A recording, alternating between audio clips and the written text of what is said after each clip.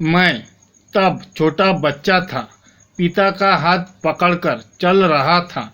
उम्र होगी 10 साल। बात कर रहा हूँ साल 1989 की।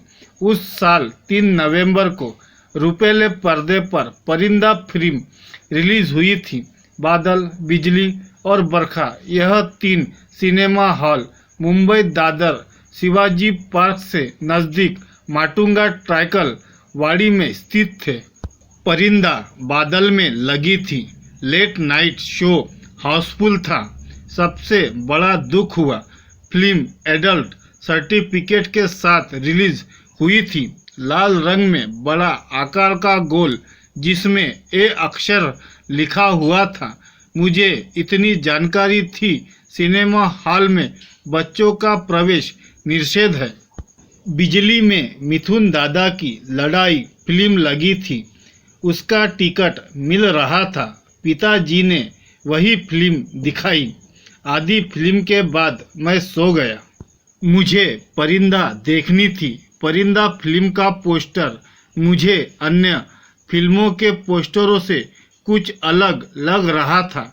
राम लखन जैसी देसी ड्रामा फिल्म तो बिल्कुल भी नहीं है, इतना मैं जान गया था।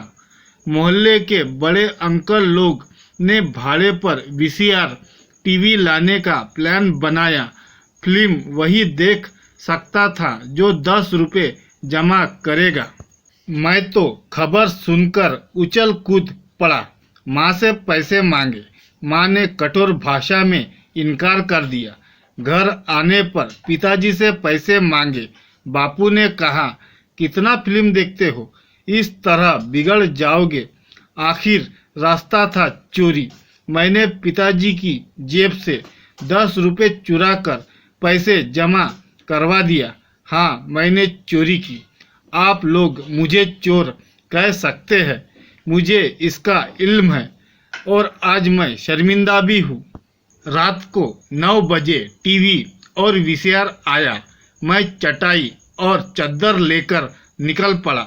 माता पिता से कहा, मैंने कुछ पैसे बचा रखे थे, वही दिया। उसके बाद बड़ी तेजी से मैं घर से भागा। परिंदा देखी। ऐसी फिल्म मैंने अपने 10 साल के जीवन में कभी नहीं देखी थी। अनिल कपूर, जैकी श्रॉफ और माधुरी दीक्षित को दाद देना चाहता हूँ। इन सभी बड़े स्टार्स ने विद्यु विनोद चोपड़ा पर भरोसा किया और यथार्थवाद पर हिंदी सिनेमा में एक बेहतरीन फिल्म बनी। 2 भाइयों की कहानी, crime, murder, revenge, action, romance, sex और बेहतरीन अभिनय और लाजवाब पटकथा का बेजोड़ नमूना है परिंदा। इस फिल्म में अनिल कपूर, जैकी श्रॉफ, माधुरी दीक्षित, सुरेश ओबेरॉय, टॉम अल्टर सभी ने दमदार अभिनय किया। हर एक्टर ने न्याय किया। लेकिन सबसे ज़्यादा आश्चर्यचकित मैं नाना पाटेकर के अभिनय से हुआ। असल में 10 साल का बच्चा नाना पाटेकर का साइकोपैथिक अभिनय देखकर डर गया था।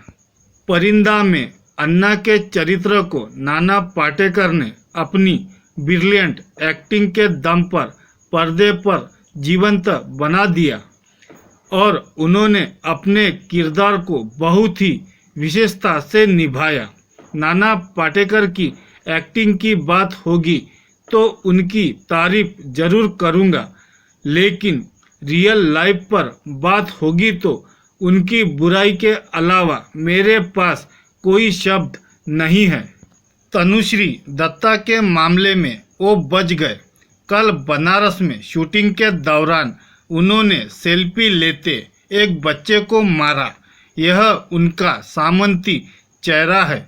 बच्चा कलाकारों के प्रति आकर्षण से ग्रस्त है और नाना पाटेकर सामंती सोच से ग्रस्त है। आपको मारने का अधिकार किसने दिया, नाना पाटेकर? अगर वही बच्चा जवाबी हमला करते हुए 2-4 लात घुसे नाना पाटेकर को जड़ देता तो तब तो उस बच्चे को भारत का सामंतवाद जेल में डाल देता। सौजन्य क्रांति कुमार के ट्विटर हैंडल से लिया गया पोस्ट है।